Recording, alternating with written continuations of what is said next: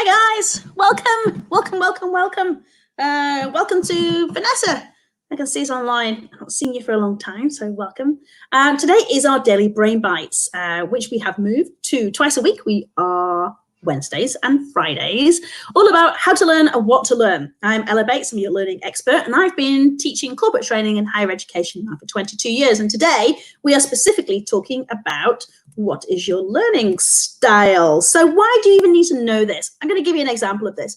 Many years ago, I give out free discovery calls, and I had a lady call me. She said, I really struggle with learning. Like, I don't want to be in a classroom, or I don't want to be online. And I hear this a lot. I don't want to learn from online. This doesn't work for me. I don't want to be in a classroom. This doesn't work for me. I don't want to write things out. That doesn't work for me. I don't like doing role plays. I don't like doing this, or I really like this, and there's not enough of it.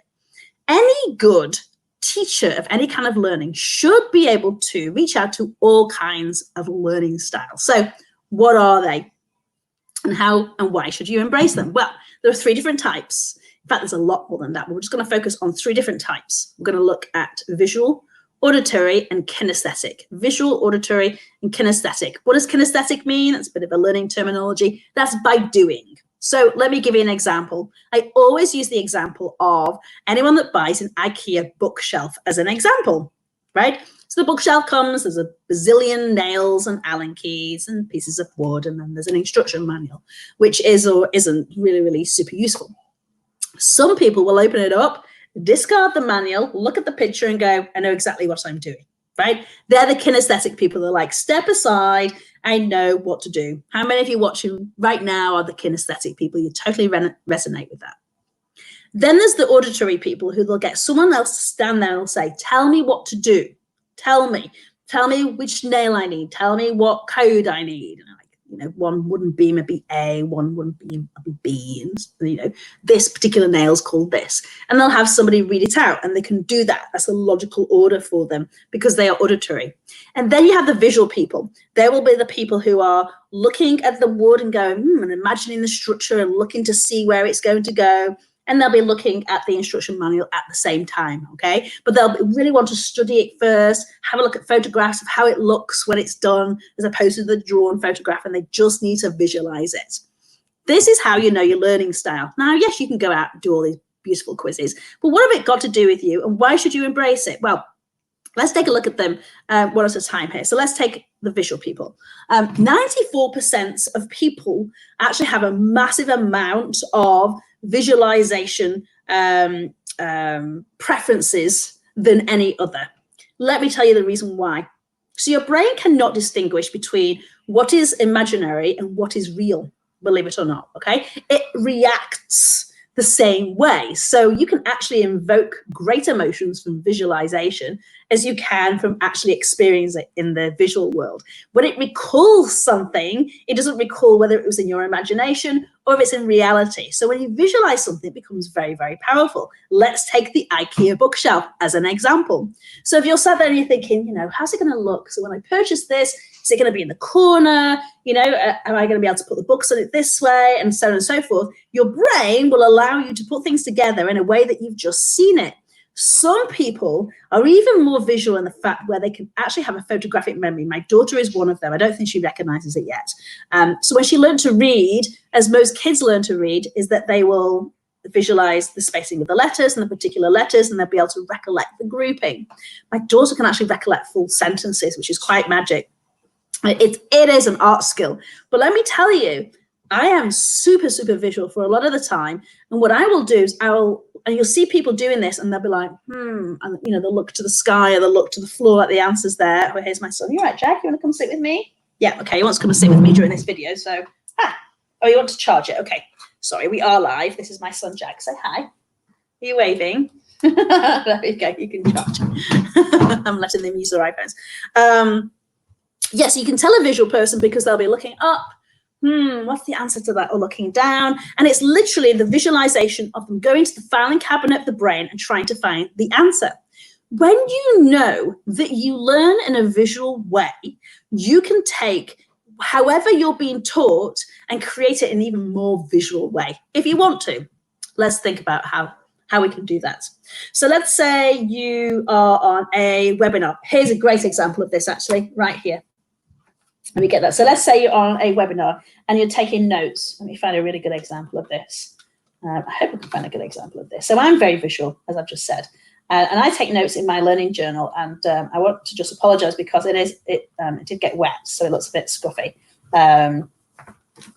So in my learning journal, not only do I take my notes, okay, and I have what I'm going to do as a result of it, I'm that visual that I like to space things out and draw them. I need to have that clear space. Having just the lines does not work for me. I need to have space to doodle and be creative. I need to have the space to be able to mind map if I want to, right? I need to be able to take my own sticky notes. So often if I go for a one-day training, or I'm on a training course on LinkedIn Learning, say, or on Udemy, I'll have sticky notes in different areas where one will be practice exercises, one will be my notes and knowledges and stuff like that.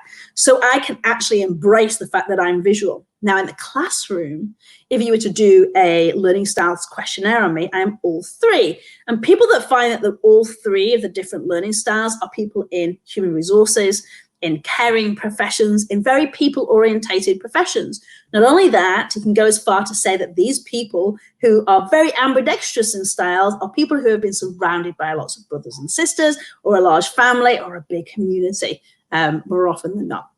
Let's go to the next one. A bit thirsty here, excuse me. So auditory. This is listening. These are people that need to listen to something, okay? So if somebody was to just draw something for me, and I was auditory, I'd be like, can you explain that? Can you go into detail? I need to hear you explain it, because when I recollect that information, I'm not going to recollect what you've drawn for me because I'm not initially a visual person. I'm going to recollect how you have explained it to me. So just to show you how I am partially auditory, I will often say I can recall specific teachers and who has said something to me, and I'll say something like, you know, I was on my Institute for Health and Human Potential, and the professor said A, B, and C. I can literally hear them say the words such and such a thing, right? I can recollect it from an auditory point of view. So what happens if you're doing an online course and there isn't much to listen to? Now, as I said, any great teacher will actually create an auditory within an online course, partially auditory, partially visual, and partially kinesthetic, to make sure that all the styles have the same opportunity of learning. But they're not all that way. Not everybody has expertise in education. Let's just face that. But what you can do, knowing this, you can take that written format.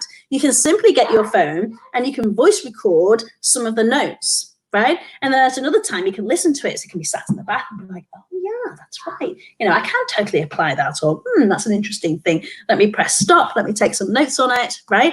Or you can decide, instead of going onto the online course, you could maybe buy the audio book, right? Be attuned to how you learn. If you are an auditory person, maybe you say, hey, can I have like 10 or 15 minutes of your time? Often if you go on a webinar or a short learning bite-sized experience, they will say, you know, you can reach out to the tutor at any time, have a call with them and say, you know, I would love to just hear a little bit more about this. Or if I want to deeper learn, have a conversation. Most professors, most tutors, most teachers of any profession will be more than happy to have a conversation with you. Yeah, and sometimes you can buy a lot of time with them. But know that if that is your best way of learning, then you need to create that for yourself sometimes as well. Let's take a look at the final one, kinesthetic, which is your doing. I should just create a new banner for that. Let's just do doing. You are a doer. These are some of my most favorite people to teach.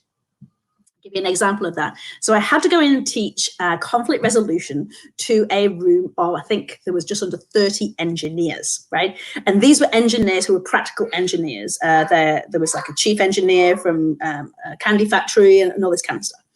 And they are not used to sat in a classroom. The thought of being sat in a classroom for 8 hours, a lot of the time I did full day training then. Full day training isn't always as popular as it used to be, would drive them mad. So they would walk in, they'd be like, they're bored before I even started talking, you know, and they'd be like clicking the pens, you know, and they'd be like scribbling and doodling and stuff like that. And this is a great clue for me. I'm like, okay, they're doers. I knew this anyway because they were engineers.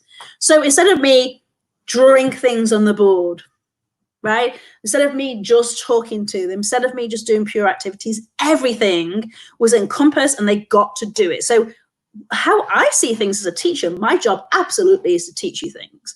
But my job is also to find out how you best want to be taught, ask you the questions collectively in a group, get your answers, and fill in the gaps. I've got to ask you the right question. I coach and I guide and I lead you. And that is a sign of someone who's a really great teacher. So what you want to do is have an immediate application. So if I'm teaching somebody how to, create this structure of the placemat, I'm going to get people to take things out of the bag and put them on the table and, get all the materials out. I'm not going to do that for them. They like doing it. And as they're doing it, I'm teaching it to them because they've got busy hands. Their minds are free for me to teach them that process, right?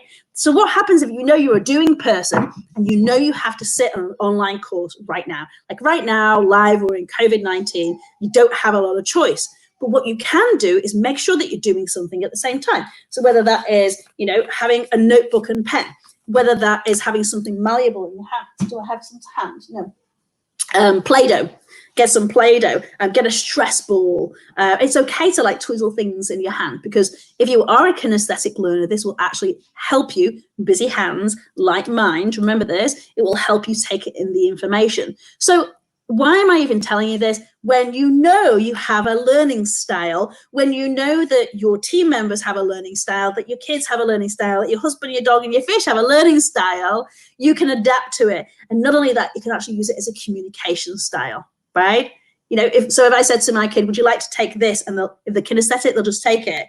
If they're auditory, they'll be like, yes. If they're visual, they'll be like, what is that thing, right? Listen out for all these clues and you can teach other people great things and you can embrace your learning, your knowledge in a way that's just perfect for you. If you want to go deeper into this subject matter or you just want to have a conversation with me about learning styles, feel free to reach out. I'm Ella at ellabates.com. In fact, I have a questionnaire if you would like to complete it and to find out your learning style. I'm more than happy to do that for you. Ella at ellabates.com. I hope you've enjoyed today's episode. We're 13 minutes in. We are on the 15th of May, 2020. I wish you all a beautiful long weekend wherever you are. I hope the sun is shining and we'll connect again soon. Thank you for joining us.